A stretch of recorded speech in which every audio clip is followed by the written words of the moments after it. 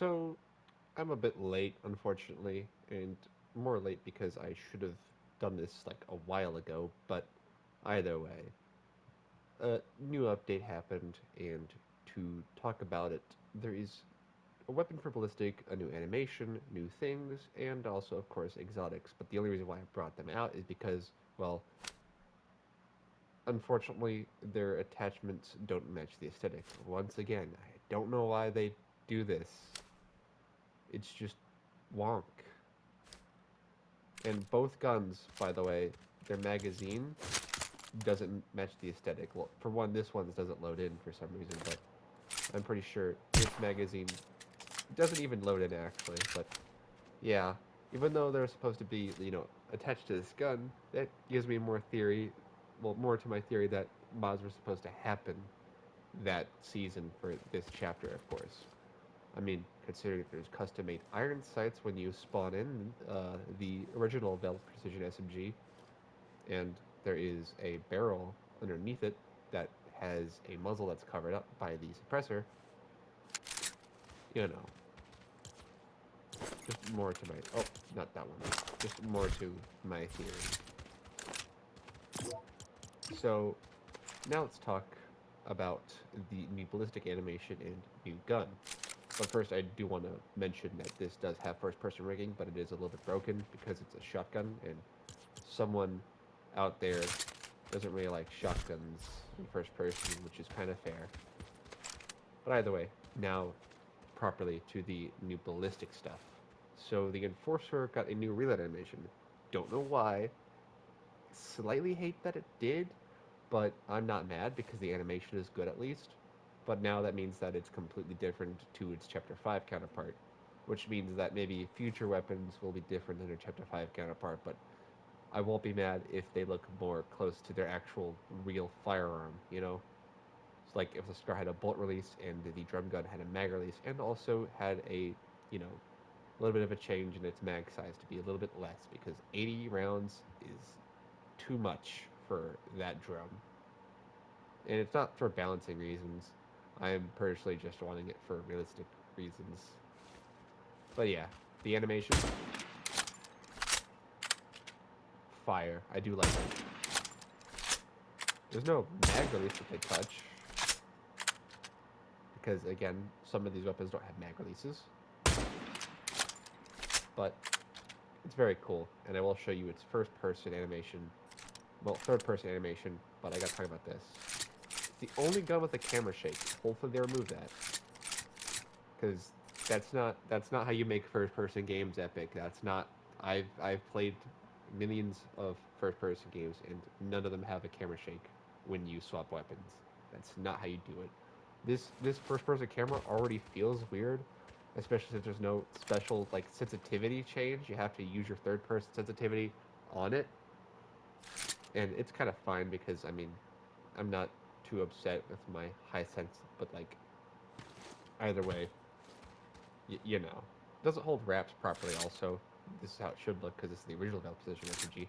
But yeah, it was also about time that this was going to be added because this had a placeholder animation when it first released, and now here's what the animation looks like.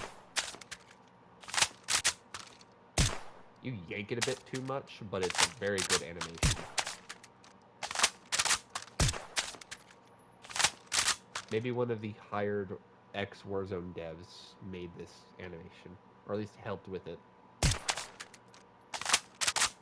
Unfortunately, it does have the stiffy mode leg thing, but that's whatever.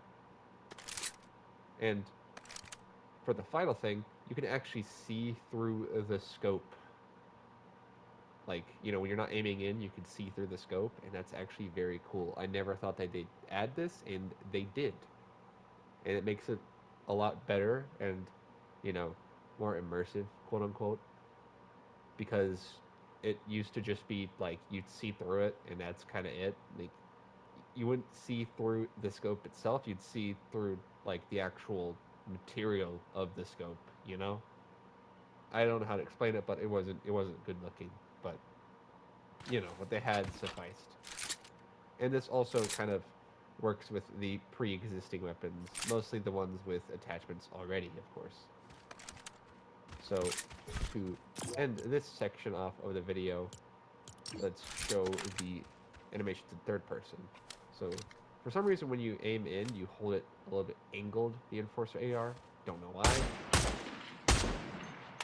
And the animation's fine in third person. Looks a little bit interesting, but, you know, nothing too much. It works. However, this gun, you kind of hold it weird. Your shoulders droop, and you don't pull it out properly. They did not make this gun for third person at all. This was strictly a first person gun. And when you reload it in third person, there's no recoil animation. That's crazy. But yeah, when you reload it, it looks kind of goofy. You, like, squish your back. So, yeah, that's about it.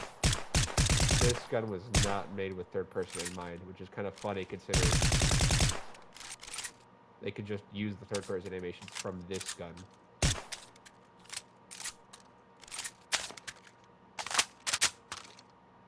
So, yeah, not the reload animation, of course, but the pullout and everything.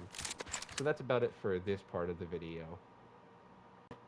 So, I should have done this one a lot sooner as well, and I don't know if I've already talked about it before, but I'll get into a thing if I haven't, but if I did, oh well.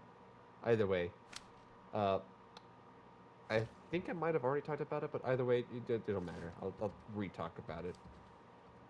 The Quick Eject magazines, by the way, they actually not only affect the speed of the animation, but still have an animation now. So that's very cool. Maybe they're working on mods for Ballistic.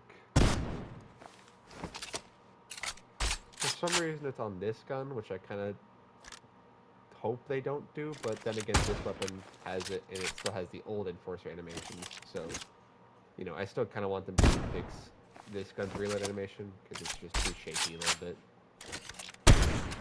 This one's perfect. And this one, they need to change the model before they change the animation, because there's no bolt release for it, of course, as mentioned prior. So, yeah, that's about it for the Quick Eject, and if I haven't mentioned this before, I will re-mention it. The view model doesn't change when you change the optic, which is very cool because it used to change hell of a much. And also, you don't actually see through the scope. You see black, so, you know, maybe that's more of why they're gonna, you know, do something with mods, because you used to be able to see, like, you know, directly through the scope, but now they put, like, a black wall instead. So, that's very interesting. So that's about it for this part of the video. So, another reason why I wish I was a little bit earlier with this video, because while the Ferrari was in the shop, the icon actually showed the wheels being perfectly in the fender, and now they are, because the update actually fixed it, which is very cool. Thank you, Epic Games. Although, I don't know if they faintly jet out in Rocket League. I will probably check at some point, but either way, it's closer to being perfect, or is perfect. And I'm happy because they actually fixed one of the small cosmetic issues. They didn't fix Fenix's kicks compatibility still. You know, kind of want to mention that because, you know, it's one of the skins I like to use. So I would like the kicks to actually look good so I can actually wear Jordans because it's funny. But either way, other car issues. Lamborghini. This one's new, so of course I wouldn't expect them to fix it immediately, but the wheels are still wildly jutting out in the back. Corvette still has the small faint jut out on the front. And for those who care, because, you know, I don't necessarily care because it's still realistic-ish, even though I do prefer things to look like how they do in, you know, Rocket League and have it be that way in Fortnite. So the wheel positions for the Nissan are still not flush with the extended fenders. And also the glass texture is still weird for the headlights. I do not know why. That's something they actually do need to fix. Because you can see the shine, but you can't see the actual glass itself. And also, I still hope they do my, idea of just the enemy can't see through the back window, but your team can see through the back window. Because that'd be dope. Because it would take out all of the gross, opaque back rear windows, which I just don't like. And that's about it for this part of the video. But before I do end off, I would like to hope that they add some way to customize uh, the secondary colors for your car. I mean, it would be really easy because what if I want to have, the decal that is like permanently attached to the Nissan, but make it black or make it yellow or something, you know? Either way, that's about it for this part of the video. Well, in the entire video, actually. So, yeah.